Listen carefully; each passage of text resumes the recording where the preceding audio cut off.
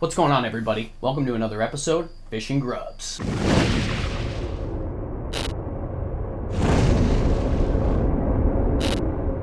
So I got to take Todd to one of my favorite, newest magical places, and this place is awesome. I can't wait to show it to him. It's been like a year. Here we go. I'm gonna go to this place.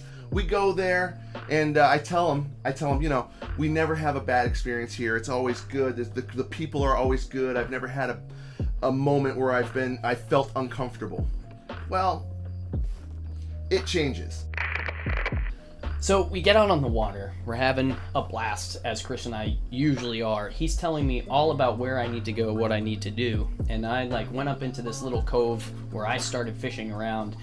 Chris kind of stayed back to, give me the best chance at a fish. He was throwing a drop shot with a Z-Man soft plastic that I got in the monster bass box. And he felt a couple bites. He was seeing some fish on his fish finder, and all of a sudden, boom, he hooked up to an almost 3-pound bass. Great way to start the day.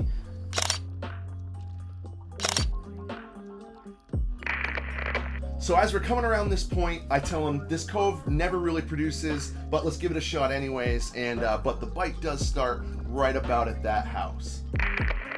I finally get to where Chris told me the bite usually turns on. And lo and behold, it turned on exactly where he told me it was going to turn on. I throw my bull shad at shore. I'm pulling it back over probably about a foot and a half of these big boulders under the water, and smash! I just get annihilated. Totally missed the bull shad. So I'm like, crap! I grabbed my Ned rig, I tossed it out. The Ned rig was hooked with the same Z-Man soft plastic that Chris had caught his bass on. And boom, it was immediate. The line just started flying off to the side. I set the hook and landed my first bass of the day.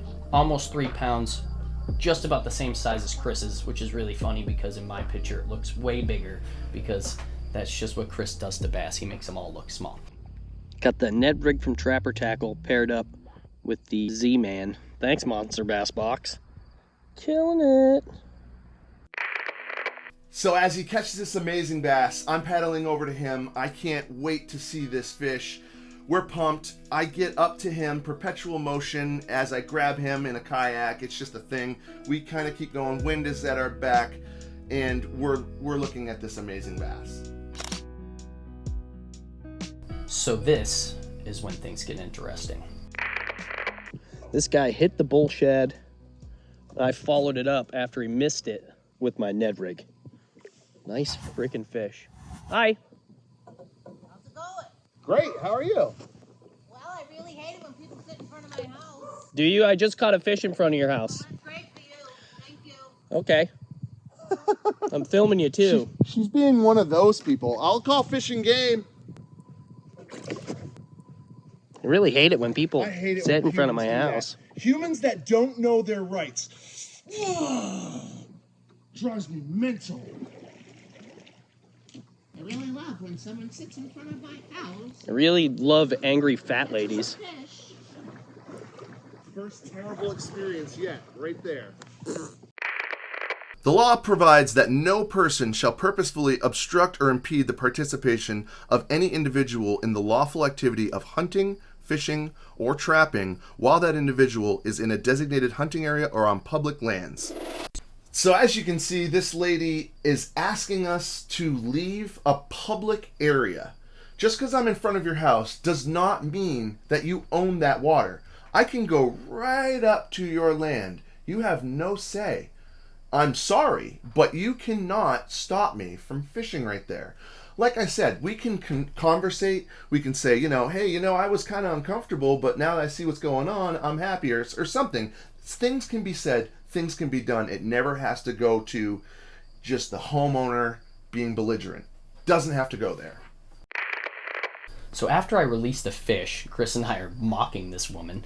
I was still sitting in the exact same spot because the wind was just literally blowing me to shore. So I wasn't moving, and I wanted to get ready and set up before getting back out and continuing to fish.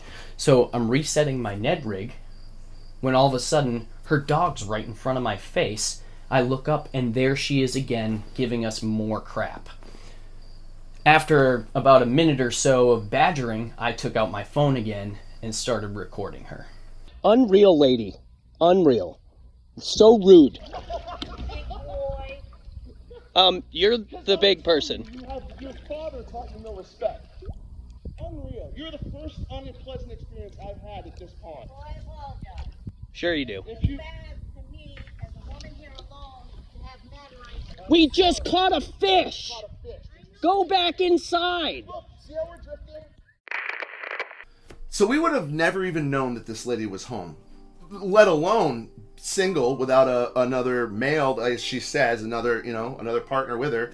We would have had no idea that she was there. We totally didn't even think about her or her house or anything. We were there for the fish, for the moment, and for the time. There's plenty of ways that a homeowner can respectfully ask or even at least speak to the fisherman, be like, hey, start up a conversation, ask what we're doing, or if we're catching anything. Let it be known that you're there, but don't be threatening and don't be confrontational. There's no need. As you can see, she had said, hey, and we didn't think anything of it, so we're like, hi. And then she's like, asking about if we're gonna be in her house, outside her house the whole time. It makes no sense for you to just jump right to that conclusion. There's plenty of other things that can be done or said to have a good conversation between the fisherman and the homeowner. There's other things to do. There's other ways to go about it. Folks, know your laws. Don't let anyone harass you while you're fishing, you're hunting, or trapping. It is against the law for people to impede what you are doing when you are doing something lawfully. And that's what this woman was trying to do with us. She was literally trying to start a fight to get us away from her water because she felt uncomfortable. If she had just sat down on her couch and looked out the window, 2 minutes later we would have been gone. Instead, she had to come and fight and harass us. That to me just tells me that woman just wanted to pick a fight, because who in their right mind would do something like that? It is ridiculous. And if you encounter that on the water, you either do one of two things. Ignore the heck out of them and continue what you're doing, or call Fish and Game and get this person reported.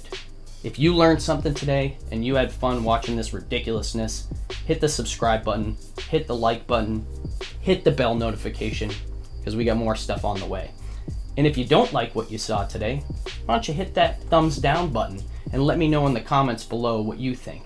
Also, if anything like this has ever happened to you, I would love to hear about it. This kind of stuff it irks me, but it's good to know that the fellow fishermen and the fellow hunters out there are experiencing this kind of stuff too, because I know I don't like feeling like I'm the only one this is happening to. Please let me know in the comments below if this has ever happened to you. Thanks for tuning in to another episode of Fishing Grubs. Fish on! Fish! Fish! Fish! On! What's that? Is it a bite? That's a fish on!